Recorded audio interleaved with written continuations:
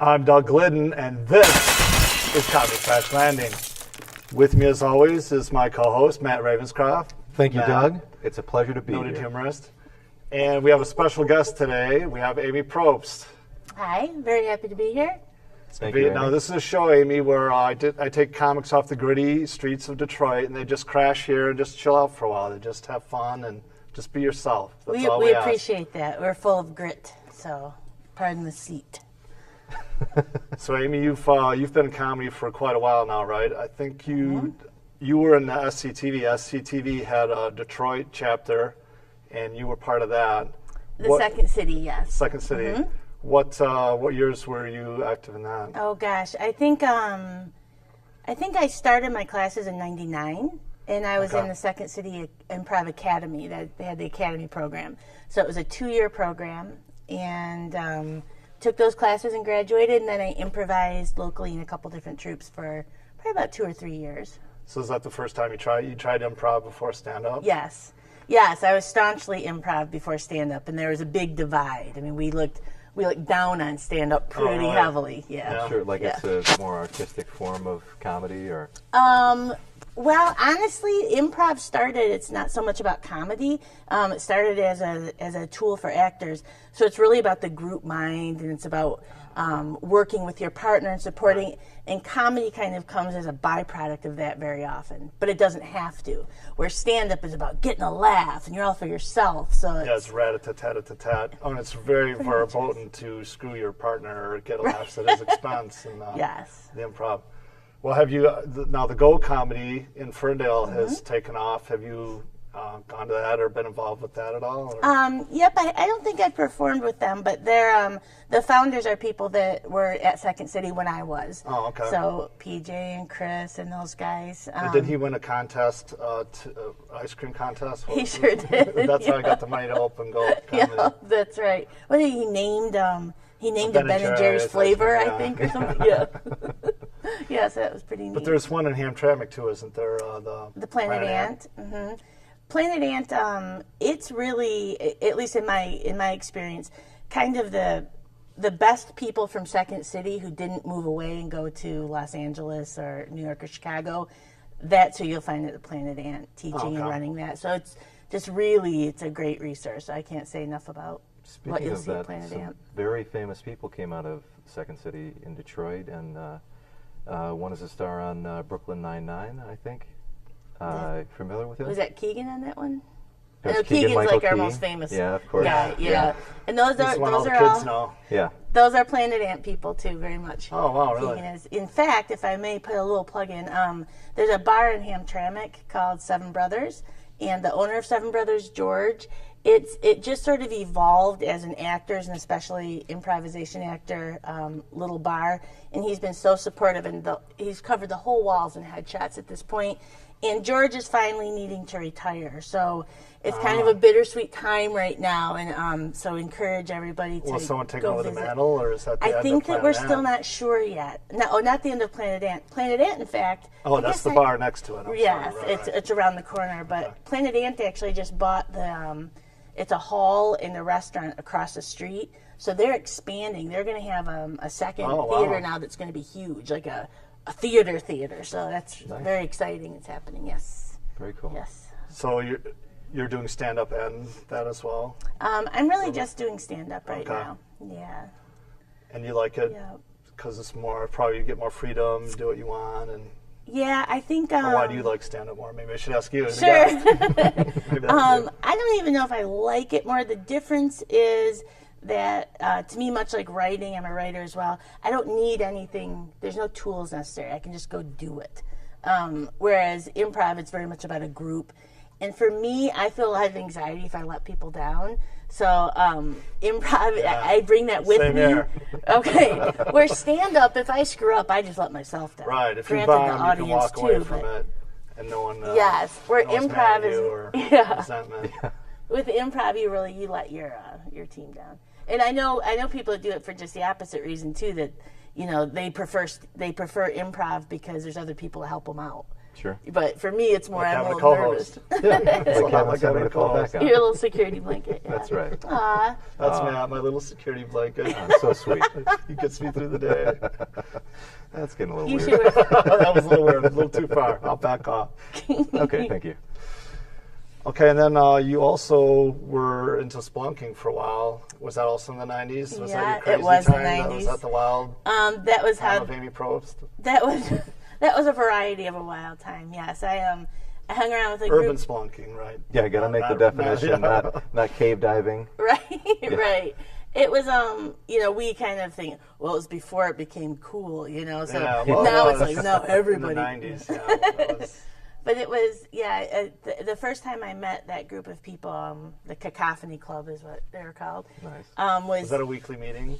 Was there hazing There- when you got? just tequila.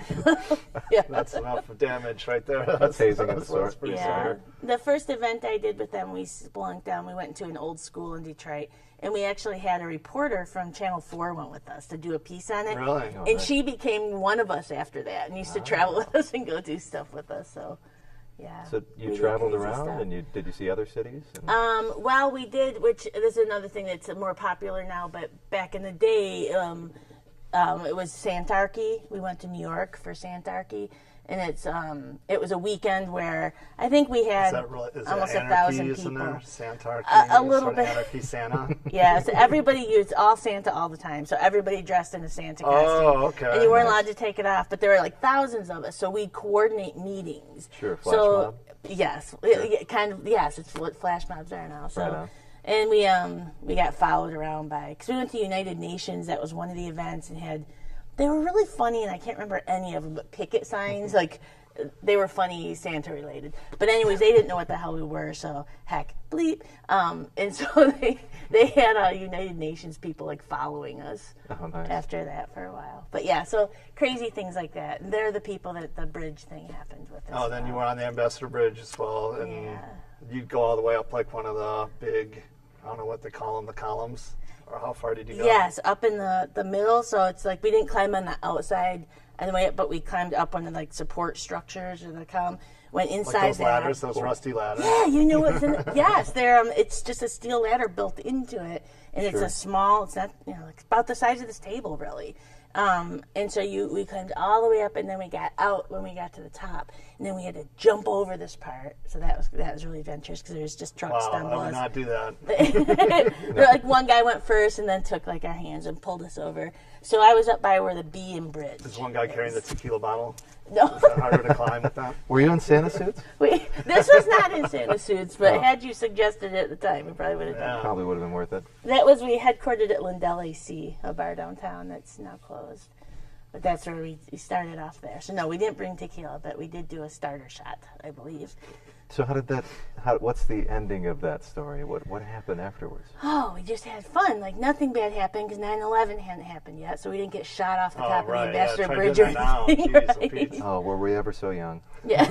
It's such an innocent time of splunking. Yeah, we took great pictures with cameras because we didn't have cell phones. You Oh, know? right. Yeah, you had to Right. have an actual camera with film in it. Yeah. Back in the film days. And get it developed somewhere? A Yeah. 1 hour photo, you can see your Yeah. film in an hour. We wore those like headlamp things and Oh, like true spelunking gear. yeah. Very And we cool. took Well, you never some got scared. You pictures. sound pretty fearless. Never got Well, scared. Like something will collapse or it's a bad neighborhood. You got I kinda think two things being going. scared is probably part of it when you do things It's like the that. thrill, the A adrenaline little rush. bit. Sure. Yeah. Just getting the best out of the high, right? Yeah, I have a theory about that. That you know how in the news when there's the wind chill and they'll show you like a graphic, like a human form and like little heat waves around it, and to try to explain what the wind chill is, and they show the wind comes, it blows those off, so that's how it makes it Right. colder. I think that some people have like a depression or boredom or whatever that's kind of those waves, and doing really scary things blows them off. So it's kind of like, like if you just settle down too long, here they come again. Like you need to do something to kind of. Right, no, I get that. Well, stand-up's like that, That's too. not science. That's my own theory. I don't know. Stand-up is very scary, Absolutely. too. That's really scary. Stand-up is probably the scariest, I Yeah. think, of all the scary things I've done. You think so? Stand up Yeah. is scarier than standing on top of a bridge with no supports? Yeah. Yeah?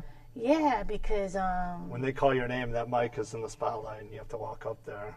You have no idea if it's going to work or not. And because odds are it's not going to go well. No. You know, I mean, especially for a very long time. Yeah. That's what I always hear. Oh, you have to do it for 10 years before you get good, and that's like, oh my God, what am I doing? You really do. You have to be willing to understand that's part of the process is sucking in front of an audience. And it's brutal. Well, you're pretty active. You go up once a week or 4 or 5 times a month. Maybe not once a week. It depends. Yeah, I probably do. I have months that are busier than others, but I would say at least a handful of times a month. And some months are busy where it might be 8 or 10 times. So it just depends. My friend Alan Black and he's a comedian. Yeah, I noticed you two are kind of a combo now. Are you sort of a tag team? Yeah. Are you on stage together? No, we want to do that. There's got to be bad. something, some skits. Or, we haven't been able to come up with anything clever. Haven't spent the time to work on it. Yeah. But we'd love to think of something. Yeah, Alan's fun, funny. He's a really good guy. I've seen him before. Yes, exactly. I agree. But we started a comedy night by our house in Ypsilanti, so we get regular stage time. Alan lives out there too? Mm-hmm. Oh, okay. Oh, that's the tap room? Yes. Right, okay. I've seen that on your Facebook. Yeah, so every other Monday at least we're up, and then we usually do a handful of open mics, and when I'm lucky enough, get some shows too. So you used to live in Royal Oak, but now you live in Ypsilanti. So yes. Compare and contrast. Oh. Is Ypsilanti, does that have like a downtown like Royal Oak? Or? Yes, to me, Ypsilanti is largely the Royal Oak I grew up in. Yeah, like a starter. It's more blue collar. The one you fell in love with. Yes, there's just enough crime to keep people away. I can go to the park on the weekends and make my dog have it to ourselves, But it's just people that know each other kind of crimes. So really, you're not dangerous. But it's white crimes. It's well, no, but it's more blue collar and it's just more relaxed. Where I lived in Royal Oak before I moved up, and I just realized one day, I wear overalls pretty much every day, but usually no makeup and my hair's not brushed. And unless I have a show, well, I'm pretty much all or nothing. I'm either performing or I'm regular. But I worked from home and I ran up to Starbucks in Royal Oak to get coffee one day, and I realized standing in line, everyone looked like they were from a magazine, and I did not. And I thought, I can't handle this pressure anymore. Pre-gentrification Royal Oak, right? Yeah. That's right. Back when it was dangerous. Well, that's a $10 word. Thanks, Matt. You're welcome. Is that what he's for, the big words? No, yeah. Ostentatiously. He's shameless. Oh, okay. Then we can't have an interview with Amy Probst without talking about the Dreidel Championship. Oh gosh, and that brings up Alan Black too, because he won the championship 2010 World Dreidel Spinning Champion. Oh, didn't you win one time? I did not win. No, we went. That's actually how I met my group of Ipsy friends. Didn't that start as a rock paper scissors club? They did, yes, and I didn't know them yet then. I met them when. At Corner Brewery, and I do a thing called NaNoWriMo, National Novel Writing Month. Every November, you try to write a 50,000-word novel, and it's quantity over quality. It's just to try to jam something out. So there's a group of us all writing together at a bar in Ypsilanti. So we all had our laptops out, and there's these guys spinning dreidels. And we're like, what are they doing? So they're like, what are you doing? We're like, what are you doing? So I spun the dreidel, and they're like, oh, you're good. You should go to the championship with us in Brooklyn in 2 weeks. I'm like, all right. And so I did. And that's training schedule. Yeah. So that's how I met them, and they're just the best group of people. It was beginner's luck. I didn't do so good. An untrained dreidel hand. Yes. But Alan's a champ. Alan won, 2010. Well, in Brooklyn, like the heart of dreidel. His dreidel name is Justin Bieber. Justin Bieber. Yes. It's very similar to some of the names we were coming up with. Yeah. Team Smoot largely participates in competitive sports that you can drink while they're happening.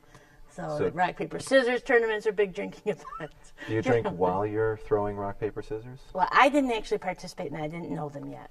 But yes, they absolutely did. One hand throwing the sign, the other hand drinking? I don't know, but I would not be surprised at all if that is the way it went down. What about the dreidel? Do you have to drink while it's spinning the whole time? I will tell you this. Alan's championship win is on YouTube. You can YouTube it and watch the big build-up. It's very exciting. And when he wins, the team pours beer over his head. It's a big deal. Oh, wow. He doesn't remember any of it, if that tells you anything. Well, give a shout out directly to our audience. How do they look at that video? Oh, look up. Gosh, if you search on YouTube, Alan Black Dreidel.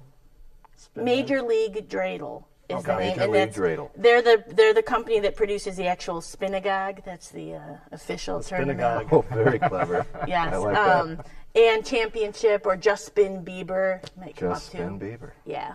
Love it. Yeah. So you mentioned writing a novel, and I think you're still working on the same one. Yeah. For a while. Yeah, probably. Is it like one idea, or you kind of go to different ideas? Is it If change I could up? narrow You just that rip up all down, the it pages would help a lot. Right. What I do is I've written a lot, and so I have books and books and books full of what I call them the fragments. And so I've toyed with the idea maybe I should just publish a book of fragments, But I have a feeling that they need to coalesce, and there's a cohesive story in there. So it's actually the book I'm working on now intentionally is 1970s Royal Oak and kind of growing up. Oh, maybe we could do some time travel back and forth, present day. Include some short stories. Throw some aliens in. Yeah. Ambassador Bridge, Santas, Dreidels. Flash forwards, Yeah. So maybe, I don't know. All right, so last night you had a pretty crazy night.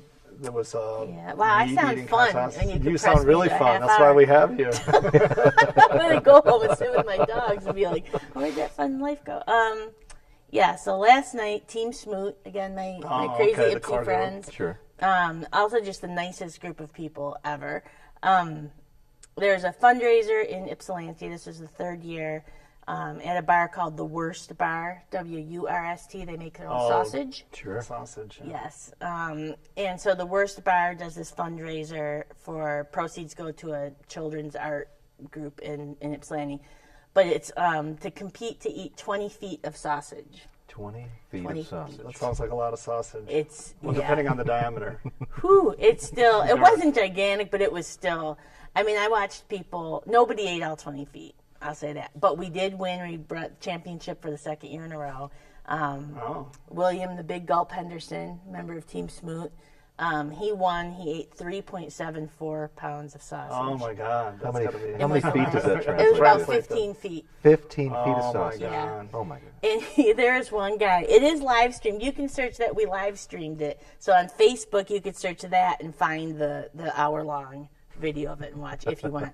There's like one guy. I don't know. Is there condiments involved? Is he putting mustard in You can, and there are tater tot garnishes. Is there a 15-foot bun that's pretty much just fork? No, but there is one contestant that each year, Creed, the bun smuggler Fuller, who he cheats because he eats a little bit and then he cuts it up into 1 foot segments and brings his own buns and then sells those off. He's in the contest. Yes, but the proceeds. So he's in the contest, but he's selling the contest. He does, meat. But we found out those proceeds go to the charity. Right. So it's all fun. So he can't win, but it's But I saw people. This one guy. Oh my gosh, you could just tell he was trying not to puke for so long. Just like but he'd be and just keep power going. Through. Keep going. It was really brutal to watch people after about half an hour try to keep going. And you weren't eating though. No, you we were just were watching. cheering on. Yes, we won. There's three categories. One for the most pounds of meat eaten. When William took that. Style points. There's styles, costuming. yeah. We won that this year as well. Nice. Our captain, Kurt Anschutz, he costumed William in a racer's jumpsuit, and then we got donations from sponsors for the charity, and we had sponsor patches all over. Oh wow, just like NASCAR. Yeah, so we had I think we had fun. 25 different so sponsors. fun. We had Zingerman's, we had some really good ones. So yeah, and then what's the other one was most money raised, and we blew that out of the water. We raised over $1,000 for the charity. So yeah. And then how often is this put on? Yearly? Once a year. Yes. Well, next year, how much are those patches going to cost? This year it was anything over $25. Oh, okay. We did a patch. So well, next year you can go 50, I think. we probably could. Yeah. Yes. Up to the ante a little bit. That's right. If you're selling 25 of them. That's right, and we'll be, defending a 2-year title at that point. So nice. I'm going to get William to do it. So as far as your comedy career, what do you see as your next step? You do some feature work. I know you do some weekend stuff. It's not just all the open mic. And you're on a bill with a bunch of like, I forget the name of the women's. There's 10 different. Yeah, I haven't done that in a little while since Joey's closed down. I know, Joey's is done. Yeah, that's been a bummer. So Bill Bouchard used to ask me to put together the women's shows sometimes. Back by Demand is what we just called it. 'Cause there's another group, the Laugh Riot Dolls, that Heather Kozłowski puts together, and that's a different all-female shows that she puts together. So yeah, I'd say I mostly get open mic and a little bit of feature work starting up. So is that something you want to pursue to kind of grow? Yeah, it's just building out minutes. And I've also, I really want to build out clean minutes too. That's important to me. Just, something my nieces, I can tell them my jokes. So sure. A little more universal. Because you're a female comic, but you don't really go the Amy Schumer route where it's all about dating and sort of... I don't know how to put her type, but I wouldn't say your style's the same as hers. No, but I talk, I would say I get away with talking fairly graphically, partly because I have a very sincere take on it, and I often have ponytails in it, and I to get away with a lot. I've noticed. I've had an 85-year-old woman come up to me, "Sweetie, you're so cute," and I'm like, "The stuff I just said, did you say that?" But I've dated some very large men. I like large men, and some of my comedy is about that and the personal situations you get into with a very large man. So there's different things I talk about that aren't exactly kid-friendly or G-rated, but I'm not all about it's not like like that either. Right. Yeah. It's more personal kind of stuff. Right. Well, there's Santa Claus. That explains the Sanarchy. Sanarchy, yeah. We're getting a little I deep should totally do a Santa This is joke. hard hitting. We're getting deep. Santa joke. All right. Yeah, make sure to record that. So how long have you been a comic? That's a good question. I started, I think, in That's another reason why I say big words and good 8 questions. or something. I really don't remember. But I started and I did it for about 2 years. And then I quit for about 3 years and I did theater. And then I moved away from theater and thought, well, I'll go back and do stand-up now.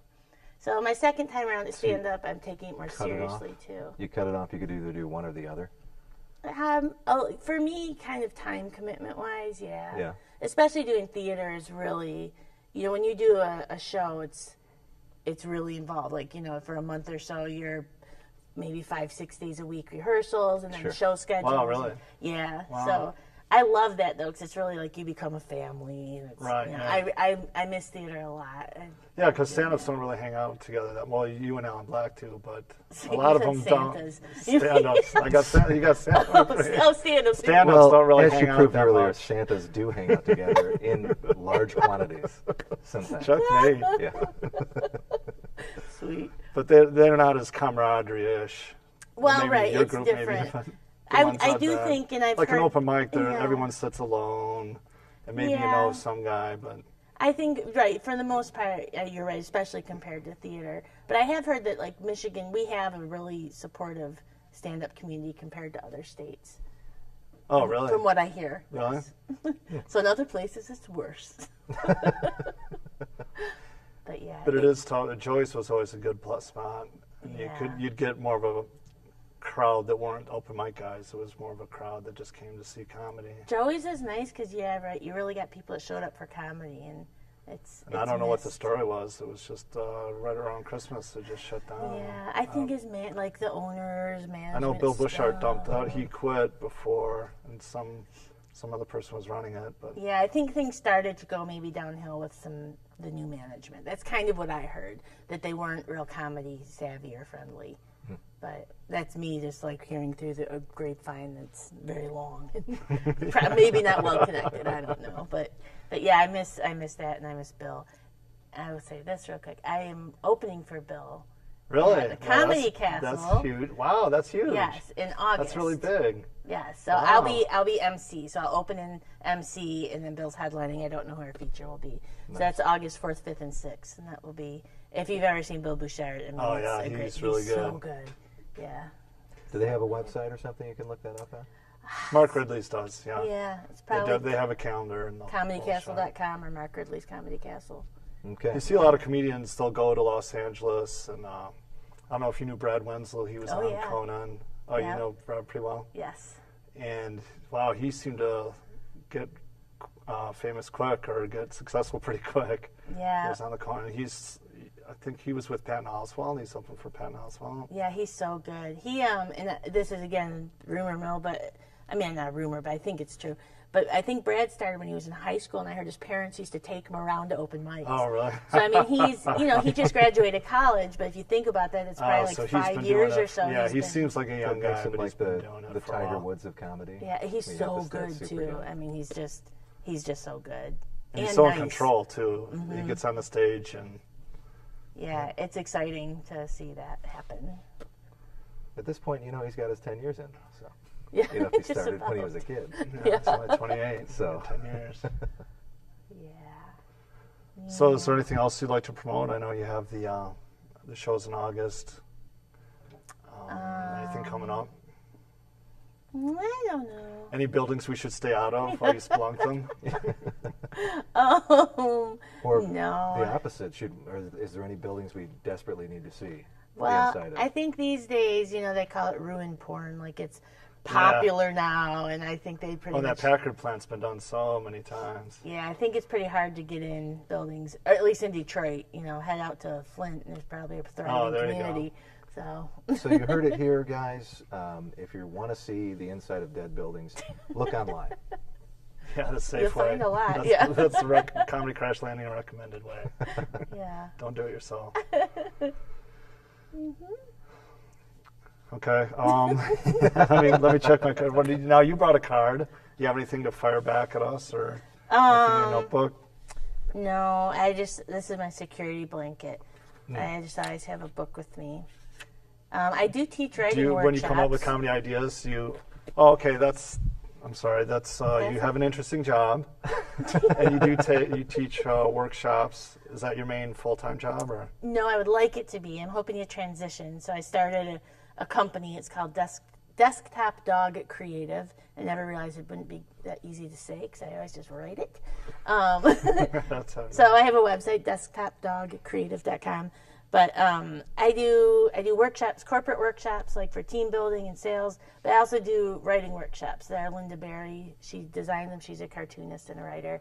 And they're for anybody, whether you don't have to be a writer. It just brings out your creativity, right? Just tap into your creativity. They're really, really good. Yeah, and so people interested in memoir or memory or just creativity and always wanted to write but didn't know how. And I think in the next show, you're going to do some of that with Chatty Patty. I believe we are. This has been Comedy Crash Landing. Thank you, Amy and Matt. And remember, any landing you can walk away from is a good one.